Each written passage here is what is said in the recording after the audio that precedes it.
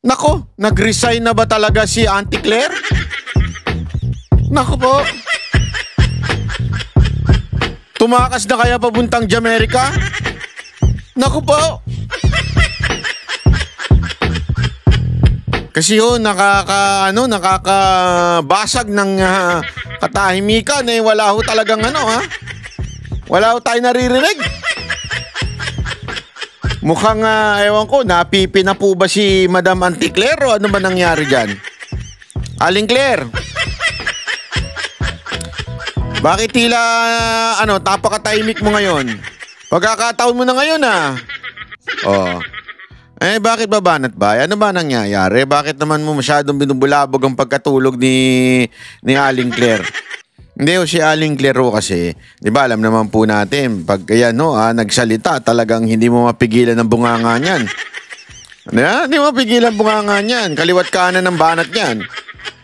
Pero ngayon, inabangan siya buong Lunes at hindi ho nagsalita, kaya tuloy ang daming agam-agam na ito hong si Aling Claire mukhang nag-resign na. O kung hindi naman nag-resign, umalis na ng ibang bansa. Naku po. Yan ang dapat nating tanungin at alamin. Aling Claire, ano na po ba nangyayari sa inyo? Galaw-galaw, magparamdam. Galaw-galaw po tayo, magparamdam po tayo. Bakit tila talagang hindi ka na nagsasalita? Dahil dito sa issue ng ni Tantoko. Naku po, patay tayo. Ano ba kasi yan, banat ba yan, Tantoko na yan? Hindi kasi Tantoko, para sa kaalaman ninyo, siya po yung isa sa mga kasama ni First Lady na pumunta sa Amerika. Dahil po meron siyang event na inatinan doon. Tapos itong si Tantoko napabalita na nategi nga. Pero ngayon lumabas na itong si Tantoko ay namatay dahil sa overdose. Yun, patay kang bata ka.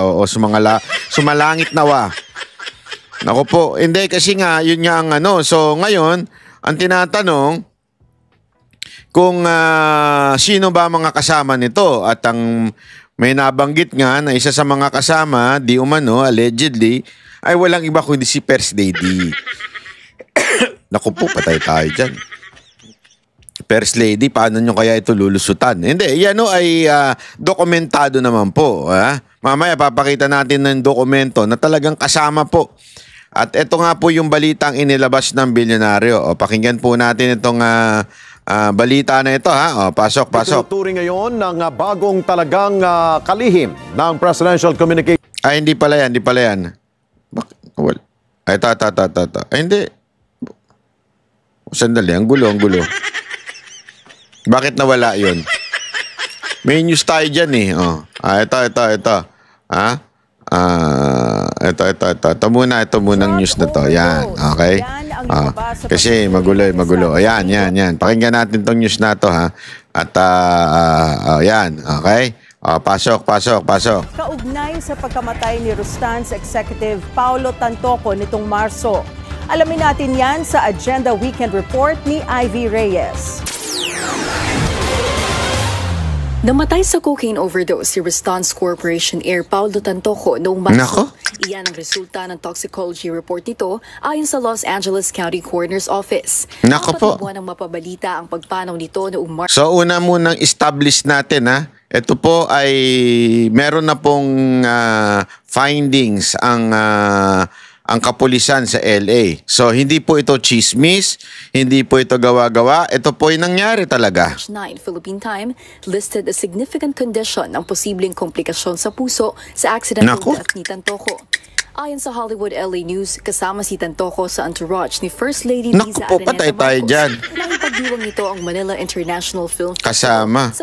So, ito literal. Ito po ay official function of the First Lady of our country na si Liza Marcos. Official po ito. Kaya dapat talagang magpaliwanag. Hindi po ito private, hindi po ito personal na lakad, ito po official.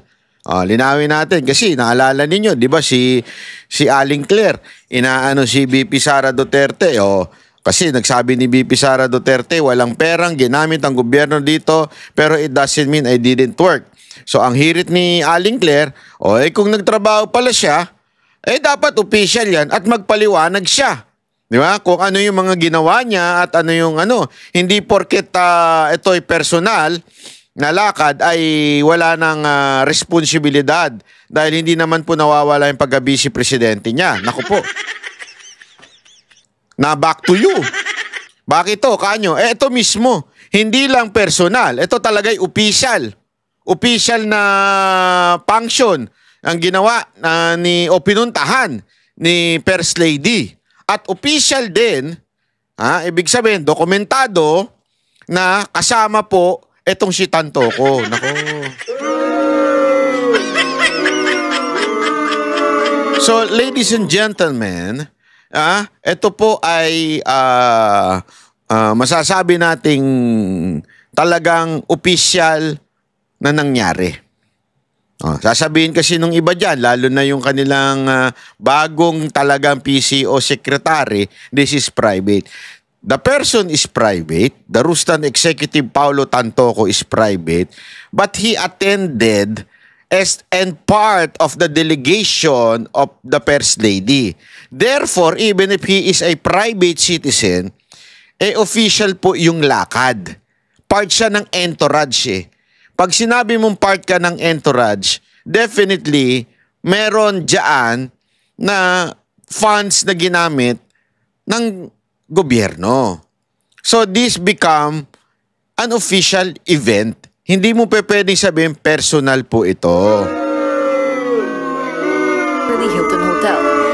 Sa isang video sa social media account ng First Lady, present sa MIFF celebration, sina Senate President Cheese Escudero, Senate Pro Tempore Jinggoy Estrada, Tourism Secretary Cristina Frasco, MMDA Chairman Romando Artes, at iba't ibang Pinoy celebrities. So, ano ho ba ang kasi sinasabi na iba? So, hindi lang ito meron pa palang mga senador. Pero always remember, magkahiwalay po kasi yan . Ang executive at kunwari ang legislative, pag yan nagsama sa isang event, magkahiwalay po yan ng entourage. Magkahiwalay po yan. Alam ko po yan kasi naalala ko nung panahon na si Mocha ay sinasama sa mga out of the country ni Pangulong Duterte, may kanya-kanyang entourage yan. Makikita ninyo, di ba, ibang mga senador. Yung mga ibang senador, walang pakialam ang Office of the President. Doon.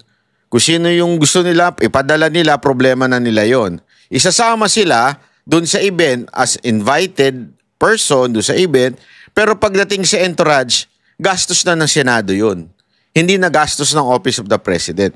Only the entourage of the President, on this particular case, is the entourage of the First Lady ang gagastosan ng opisina ng Presidente. Yung dati. So pag may event o merong visit si Pangulong Duterte sa ibang bansa, Office of the President, yung lahat ng mga nasa ilalim niya, nasa executive branch. Halimbawa na dyan, yung sa PCO. At this particular instance, etong si First Lady, kasama niya sa entourage etong si Tantoco. So, even if Tantoco is a very private individual, basta kakasama ka sa entourage, malamang sa malamang, ay merong budget mula sa gobyerno o mula sa opisina ng First Lady. Hindi natin alam kung magkano, kaya nga yan yung ating itinatanong ngayon na dapat sana ipaliwanag ni First Lady. Naku po. Ako may suggestion ako sa iyo, First Lady. Kung ako sa iyo, kontakin mo na kagad si Anthony Taberna. Gago! Anyway, para mo naman siyang tagapagsalita, mag-damage control na kayo. Ipaliwanag nyo kung ano talaga nangyari dyan. Noong Mayo, pinabulaan na ng Malacanang ang mga aligasyon ni Vice President Sara Duterte na involved ang First Lady sa pagkamatay ni Tantoco. Naku po. Sa kanya pala nang galing Naku ang po. fake news. Naku po. Siya pala ang source ng fake news na ito Naku po. na pinapakalat. Kumalat kasi ang haka-haka on Fake news daw.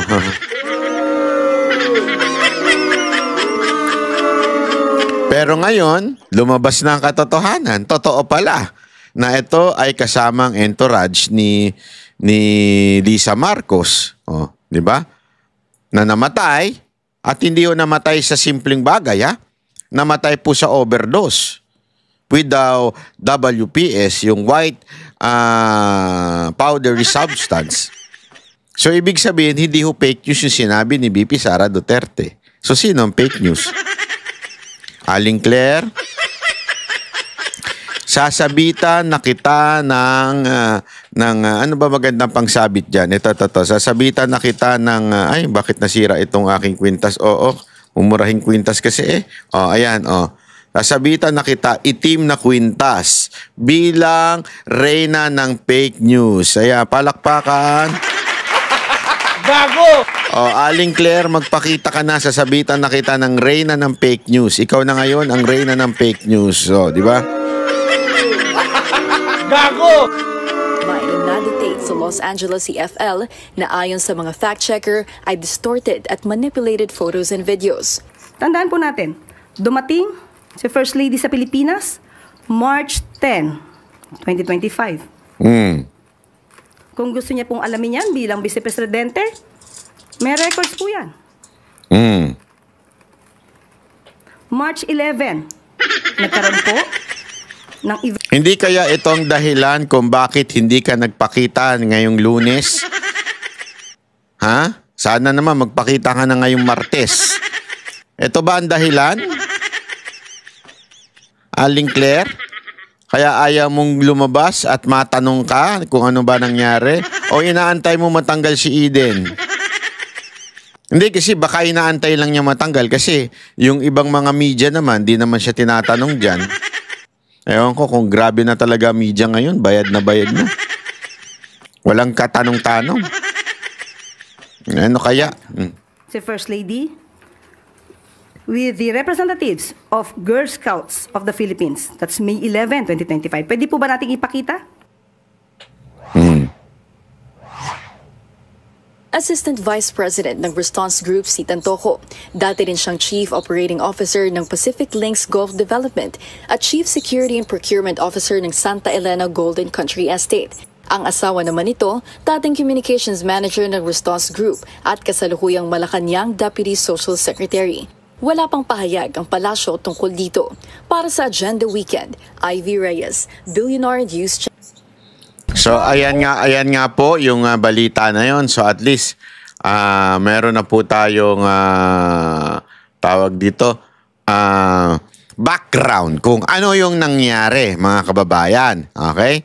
So ito, papakinggan naman po natin ito isang balita na hindi ho sumagot ngayong araw na ito at tila talaga baka naman nag-resign na.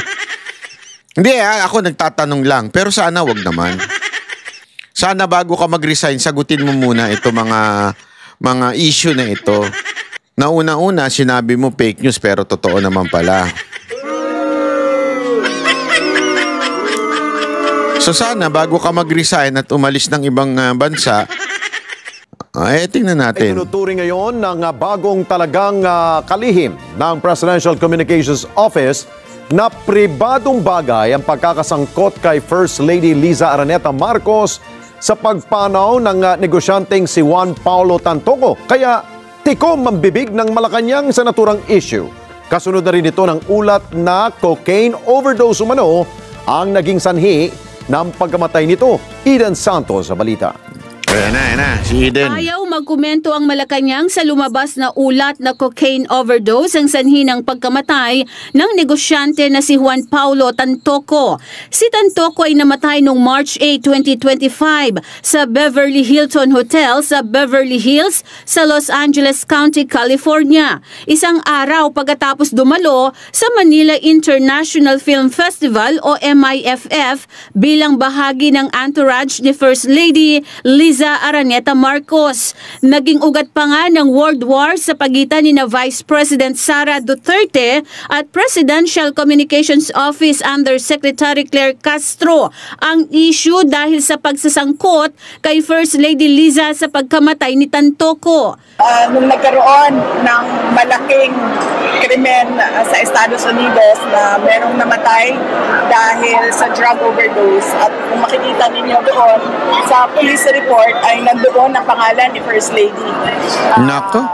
Liza Marcos, na isa sa mga tao doon sa loob ng kwarto kung saan yung tao ay nag-overdose sa suspected drug overdose sa hotel room, at ang daming nakikitang white powder substance na sinabi doon sa police report ay suspected cocaine din, ay bigla nilang kinidnap, kinuha si Pangulong Duterte. Sa kanya pala lang galing ang fake news. Nako. Siya pala ang source ng fake news na ito Nako. na pinapakalat laban sa unang ginang kay First Lady.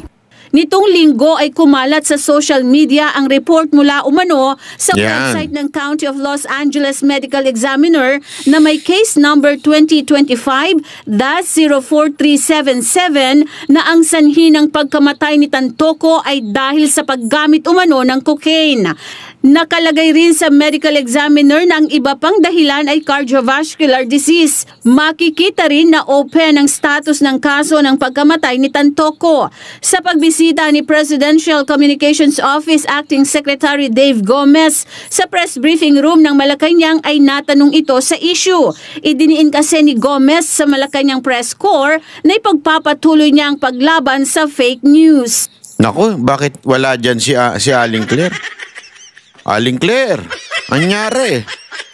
Bakit tila nagtago ka bigla dito sa amo mo? Naku po. Sa tingin niyo po, Sec, part ng fake news yung pag-i-involve po kay First Lady dun sa Tantoco's death? Tantoco's death? Yes po. That's a private matter. Naku, nagbaang-maangan pa. Tantoco's death, hindi mo alam? Trending na siya sa social media? Lahat siguro na alam na yan, ikaw hindi mo alam? Tantoco's death? Grabe, no? Tila ano siya, tila, ano tawag doon? Yung patay malisya? Ha? Sino siya?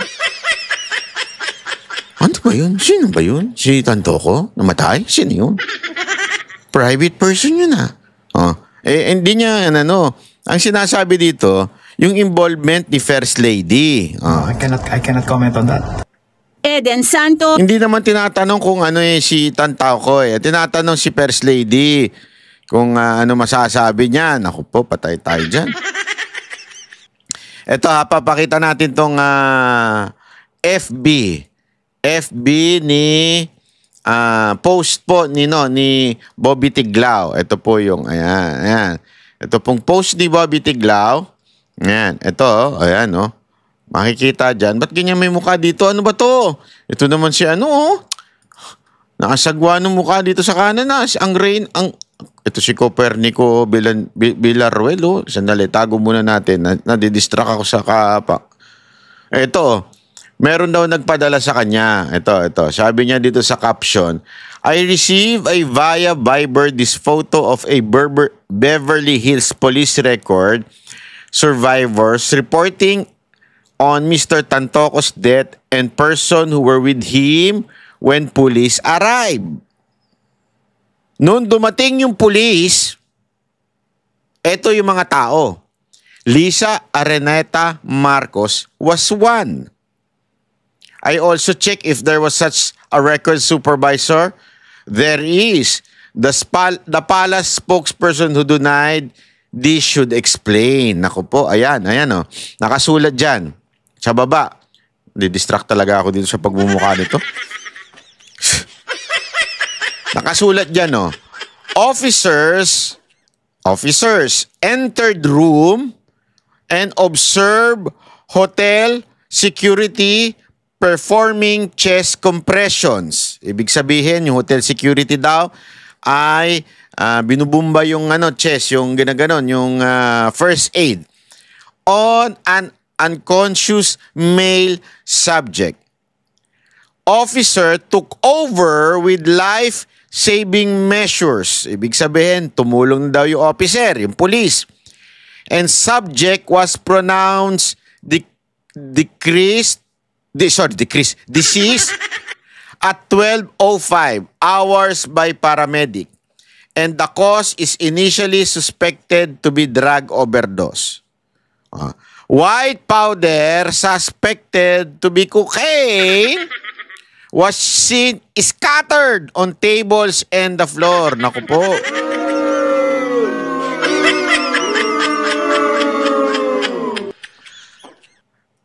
Companions of the victims were summoned to BHPD. Naku po. Beverly Hills Police Department for questioning. Which were Daina Arroyo Tantoco, maybe wife, hindi natin alam kung ano siya.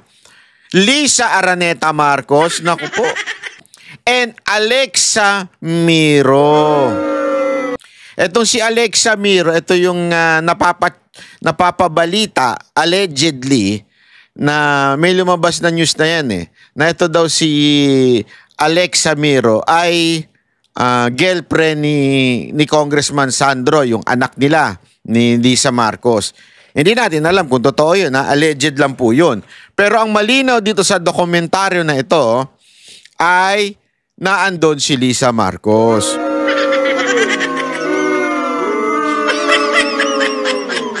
Again, for clarification, this document was posted by Bobby Tiglao. Meaning, siya po ang nag-post, hindi po ako. At ibinabalita lamang po natin. Sabi pa nga dito sa baba, if you should have any question, please feel free contact me. Sincerely, Donna Corsey, batch siguro to 826, record supervisor. Ito po siya. Beverly Hills Police Department. Si Donna Corsey. Oh, yan. Kersey or Kersey? I don't know how to pronounce your name. I'm sorry, madam. But ayan po yun. So malinaw po mga kababayan, ito po yung ni-report ni Bobby Tiglao. Ayan, okay? So para lamang po makita natin. Ayan, ha? So ayan po yung pinost niya. At ito po yung sinasabi, look, the official website of Singaporean Grand Prix released photos from Saturday race event, including photo of Ferdinand Marcos Jr.'s son and Ilocos Norte Representative Sandro Marcos with actress Alexa Miro. Ngayon, ang tanong, yan po ba ay mapapasinungalingan? Kasi, di ba, tandaan ninyo, si VP Sara Duterte, sinabi na to. Etong part na to, ni-report niya na. Sinabi niya ito. Di ba? Tapos, sabi ni Aling Claire, fake news daw. Pero ngayon, lumabas talaga, it was an overdose. So, ayan po yun, ha? So, ibig sabihin, mga kababayan, meron pong dokumento. Ang tanong nga dito, bakit hindi man lang sila nagsasalita? They can deny. Di ba? They can deny. Pero bakit tila walang nagde-deny? Di ba? Mukhang walang salita. Hindi po pwedeng, again kalokohan po yung sinasabi ni PCO Dave Gomez na PCO Secretary Dave Gomez na ito'y pribado. Hindi po ito'y probado.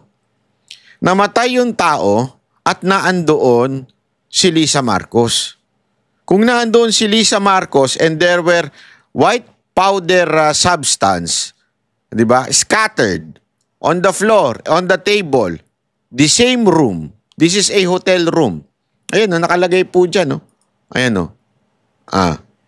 The Beverly Hilton, location of incident, Wilshire Boulevard, number 5 of Beverly Hills. The Beverly Hilton, Siyala.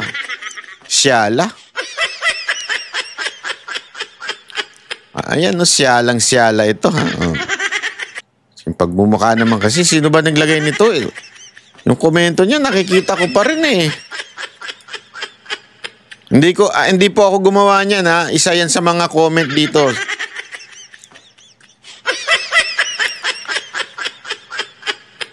Alam niyo po, meron din pong pinost si Bobby Tiglao na pwede nyo rin nung tignan. Pwede kayong makahingi ng dokumento. Okay? Maaari po kayo makahingi ng dokumento doon. Parang may babayaran lang ata kayo eh. Grabe, no? Ito yung nakita sa crime scene. Nandito na naman yung picture. One clear plastic bag containing a white powdery substance. Nako. Three use Naku po, 3. Sino yun? Sino yung 3? 4 lang yung kasama dun. So, isa lang ang hindi Naku.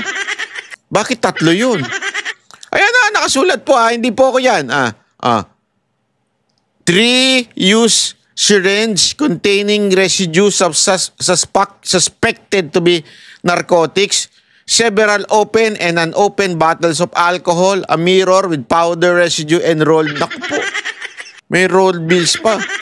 No evidence of forced entry, struggle, or foul play apparent at the scene. Naku po. May nag-comment dito, ini-inject pala yan. Oo, meron yung alam ko yan kasi napanood ko yan sa mga pelikula eh. Diba, sinisinghot dun sa dollar bill, sinisinghot. Pag talagang gusto mong mabilisan ng epekto, parang inilalagay yan sa yung ganun sa panturok tapos isasaksak mo. Hindi totoo kasi 'di ba pag gluta, 'di ba yung sabi nga nila hindi naman effective yung capsule na gluta. Para talaga yung sinasaksak sa ugat. Pati L-carnitine, mga ganun-ganun. Kasi dati nag-L-carnitine ako eh. Para pumayat eh. Pagka sinaksak mo yung sa ganun, talagang ang epekto sa'yo, talagang parang galit na galit ka eh. Yung masigla ka, kasi nga yun nga pag nag-gym ka, di ba? L-car, paano ka? Oh. Ganun yun para direkta sa ugat. Dito, may 3. Bakit 3? Naku po. Ilan sila doon? 4. Yung mag-asawa, si Lisa Marcos, yung nabanggit kanina, at saka yung artista, di umano ay nalilink kay Sandro. Naku po. So, sino lang sa kanilang hindi gumagamit? Baka naman si Lisa Marcos yun. Gago! Hindi, kaya wag muna kayong magja-jump into conclusion. Baka naman siya yung hindi gumagamit doon. Antayin natin magpaliwanag. Hindi, kayo naman. Masyado naman kayo eh. Antayin natin magpaliwanag si Aling Claire kung paano niya ito ipapaliwanag. Di ba? Hindi pwedeng hindi pwedeng, alam mo, ang nakakaano lang dito. Grabe ho, tiningnan ko yung GMA. Tiningnan ko GMA, tiningnan ko TV5. Ay, grabe. Walang kabali-balita. Meron daw sabi hindi ko kasi nakita, ang bilis yun na mag-delete eh. Meron daw binalita ang GMA, tapos biglang dinilit din daw. Kasi nga daw, kasama daw dun sa nagpa-party, isang GMA executive. Silipin lang natin ton GMA ha. Silipin natin. Ayan po, puro sabong tama. Sabong, buto,